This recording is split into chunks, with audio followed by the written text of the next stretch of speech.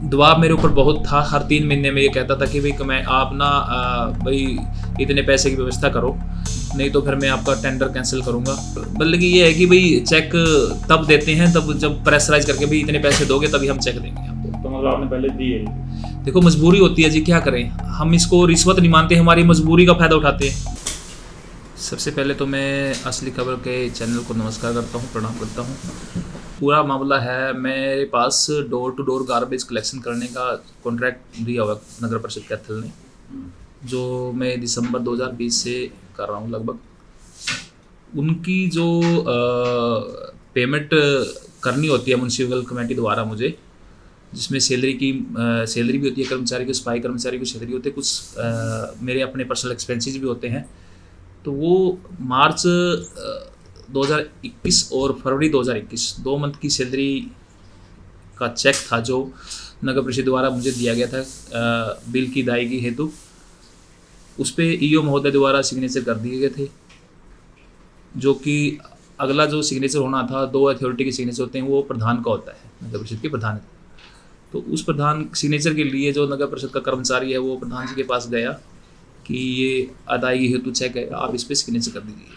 तो प्रधान द्वारा कहा गया कि हाँ आप ऐसा करना, ठेकेदार को मेरे पास भेजना, ठेकेदार से हमें बात करनी है।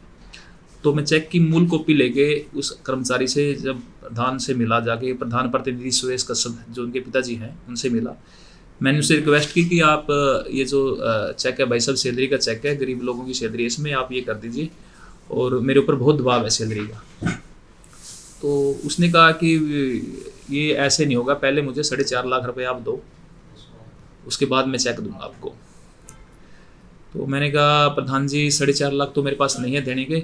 और इस विषय में मैंने जो उनकी बेटी सीमा कश्यप है उनसे भी बात करने की कोशिश करी कि वो बिटिया जैसी है हमारे भी, कि प्रधान जी आप हमें ये चेक दे दो। तो उनकी बिटिया ने कहा कि आप जो पापा कह रहे हैं पहले वो काम करो, उसके बाद मैं चेक दूंगी आपको। तो इस विषय पर मैंने दोबारा फिर उनके प्रधान प्रतिनिधि से रिक्वेस्ट की, लेकिन वो हामी भरने के लिए तैयार नहीं हुई और मैं बिल्कुल हरास होकर वहाँ से आ गया। और जो उन्होंने अमाउंट बताया था उसकी तैयारी करने के लिए, इसकी शायद इन गरीब लोगों की सैलरी है कि वो उनको मैं दे दूं कहीं से भी, लेकिन मैं वो 4.5 लाख नहीं जुटा पाया आपने, क्योंकि मैं असमर्थ था उन जुटाने में। तो मजबूर होकर मैंने फिर जो चौकसी ब्यूरो है यहाँ का, स्टेट हरियाणा स्टेट का जो चौकसी ब्यूरो है उसकी शरण ली। मैं डीआईजी साहब से मिला, जो यहाँ 3 जिस जो रेंज है कैथल कुरुक्षेत्र और अम्बाला की, अम्बाला बैठते हैं जो, मैंने अपनी बात उनको रखी, उन्होंने मुझे मदद का पूरा आश्वासन दिया और यहाँ कैथल विजिलेंस में जिम्मेवारी लगाई जो यहाँ का इंस्पेक्टर है। तो फिर मैंने यहाँ शिकायत करी उनकी और उन्होंने पूरी, मान लो जो मेरी बात हुई, कल ही मेरी बात हुई थी सुरेश जी की भी, क्योंकि मैंने कुल मिलाकर 3 लाख रुपये अपने इकट्ठे की कहीं से उधारी लेके कैसे भी, और वो उन्होंने उनसे बात करके कि भाई मेरे पास 3 लाख ही बने हैं तो मैं 3 लाख दे के आपको और बाकी 1.5 लाख में आपको जैसे मेरा चेक क्लियर होगा तब दे दूँगा। तो उस पर उसने हामी भरी और जैसे ही फिर हम मान लो देने के लिए गए, विजिलेंस की टीम मेरे साथ थी और यहाँ का जो ड्यूटी मजिस्ट्रेट था उसने मेरे साथ बंदा नियुक्त किया हुआ था, वो साथ भेजा मेरे पास मौके पे। वहाँ उनके ऑफिस में जाके उन्होंने मुझे ऑफिस में बुलाया और जैसे ही मान लो जो पेमेंट का हमारा, उन्होंने कहा था कि पहले पेमेंट लूँगा फिर बाकी चेक दूँगा। मैंने पेमेंट उनको दी, उसने मेरे को चेक दिया और फिर आगे की जो कार्रवाई करनी थी, जो राज्य चौकसी ब्यूरो उन्होंने आगे की कार्रवाई मौके पे ही उनको रेड हैंडेड पकड़ ली। तो ये क्या पहली बार रिश्वत मांगी गई थी या पहला मामला था, या इससे पहले भी ऐसा कुछ था लेन देन? दबाव मेरे ऊपर बहुत था। हर 3 महीने में ये कहता था कि भाई मैं आप ना भाई इतने पैसे की व्यवस्था करो, नहीं तो फिर मैं आपका टेंडर कैंसिल करूँगा। हर दूसरे तीसरे महीने लगभग मुझे प्रेशराइज करता था। आपके पास टेंडर कब से है? मेरे पास जो डोर टू डोर गार्बेज का वो तो है दिसंबर 2020 से, लेकिन एक मेरे पास पार्क की मेंटेनेंस वॉच एंड वार्ड का टेंडर है जो लगभग 2.5 साल हो गए रनिंग में है, एक्सटेंडेबल होता रहता है एनुअली। तो 2 टेंडर आपके पास? हाँ, दोनों टेंडर की टोटल पेमेंट चाहिए? नहीं, ये तो सिंगल इसी टेंडर के एवज में मांग रहे, इन चेक के एवज में मांग रहे थे 4.5 लाख रुपये। तो ये पहली बार मांगे? नहीं जी, देखो ये तो इनका तो मतलब कि ये है कि भाई चेक तब देते हैं तब जब प्रेशराइज करके भाई इतने पैसे दोगे तभी हम चेक देंगे आपको। तो मतलब आपने पहले दिए? देखो मजबूरी होती है जी, क्या करें, हम इसको रिश्वत नहीं मानते, हमारी मजबूरी का फायदा उठाते हैं। तो फिर इस बार ऐसा क्या हो गया था कि मतलब आपको विजिलेंस के पास जाना पड़ा? देखिए जी, एक वो होता है कि वो लिमिट होती है बर्दाश्त की भी। अब मैं इतने रोज़ रोज़ पैसे कहाँ से लेके आऊँ इसको देने के लिए? ये सैलरी है, गरीब लोगों की सैलरी है, हम कहाँ से लेके आए पैसे? हमारे पास तो ये भी नहीं कि मेरे तो जो मान लो 50-60 लाख मैंने जो मैं निवेश किया है मेरी लिमिट में से, मुझे मैंने ब्याज पे उठा के मैं कहाँ से भुगतान करूँ इन चीज़ों का? मेरा तो साल 1.5 साल में तो मेरा काम का जो मैंने निवेश किया वो पूरा ही होगा कम से कम, प्रॉफिट तो दूर की बात है। तो आपने विसल ब्लो नहीं किया इससे पहले जब आपने पैसे दिए तब भी? सॉरी, या आपने सोचा नहीं, मतलब जैसे आप पहले कह रहे हैं कि आपने एक दो बार पैसे दिए काम निकलवाने के लिए, अपना चेक लेने के लिए, तो आपके दिमाग में नहीं आया कि विसल ब्लोइंग करनी चाहिए ऊपर? देखिए कई बार क्या होता है कि ठेकेदार की मजबूरियाँ होती है बहुत सारी, कि अपने खाम खोने का डर भी होता है ठेकेदार को।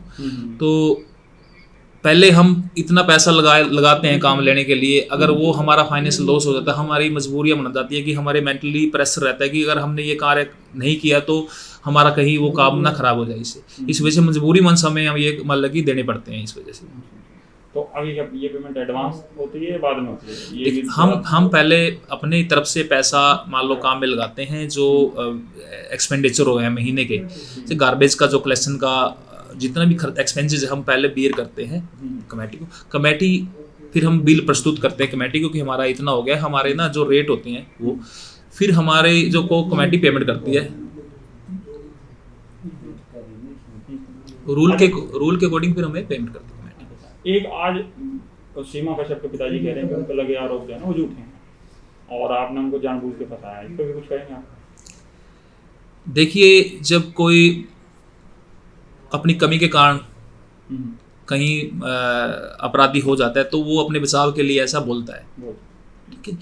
हकीकत सबको पता है, उसके पहले भी आरोप लग चुके हैं, सिटी स्केयर में लग चुके हैं, आपके पिछले इसके बिजली का घोटाला हुआ था उसमें भी आरोप लग चुके हैं। हकीकत लोगों से नहीं छुपी हुई, ठीक है, वो सब जानते हैं, लोगों को भी पता है इस बात का। और मैं अब देखो मेरे पास साथ तो गुजरी है चीज़ों, मैं तो आपको बता ही रहा हूँ कि मेरे साथ तो ये गुजरी। अच्छा, एक इसमें कोई अधिकारी भी शामिल थे नगर पालिका? देखो मैं अधिकारी कोई शामिल नहीं है, काम की किसी ने रुकावट नहीं डाली, अधिकारी को कोई मैं नहीं कह सिर्फ यहीं से। बिल्कुल। तो आप अकेले करते हैं या और भी आपके साथ हैं इस काम में? देखो हम 2 पार्टनर है, एक मेरा पार्टनर है श्री विनोद कठवाड़ जी, वो भी मेरा साथी है इस काम में। तो उनका क्या रुख था जब आपने उनको बताया कि ऐसे ऐसे कुछ? देखिए वो साथी के नाते वो मेरा सहयोग तो करेंगे। देखो बेसिक से हम लाइसेंसिंग अथॉरिटी मैं हूँ अपने काम की, लेकिन वो मेरा साथी है तो सुख दुख में तो हमारे साथ रहेगा जी, वो सहयोग में भी रहेगा हमारे साथ। अगर कोई मेरे पे ऊपर कोई दिक्कत आती है तो वो मेरे साथ रहता है इस पे सेट। तो अच्छा, एक सवाल और है कि इनको क्या, आपको क्या लगता है कि कोई राजनीतिक शय भी थी पीछे से, मतलब राजनीतिक सपोर्ट किसी नेता का आया और प्रकाश का? नहीं, इस टाइप का मुझे नहीं लगा जी, इसके बारे में कुछ देखो मैकेनिक्स नहीं, मुझे ऐसा लगा नहीं कुछ। इसके अलावा भी आप कुछ कहना चाहेंगे? मतलब जैसे ये रिश्वत का मामला हुआ और चेयरमैन लंबे टाइम से आरोप भी लगे हैं चेयरमैन पे, तो ऐसे लोगों के बारे में भी आप कुछ कहना चाहेंगे लोगों से? आदरणीय पत्रकार महोदय, देखो मैं आपके चैनल के माध्यम से कैथल की जनता से अपील करना चाहूँगा कि आने वाले टाइम में नगर परिषद के डायरेक्ट चुनाव होने हैं, सीधा प्रतिनिधि चुना जाएगा, प्रधान जो नगर परिषद का चुना जाएगा। तो मेरी समग्र पूरे शहर से अपील है कि ऐसे व्यक्ति को आप प्रधान चुने जिसका आचरण और व्यवहार शुद्ध हो, जो भ्रष्टाचार में लिप्त ना हो, जो इस शहर का विकास कर सके। धन्यवाद।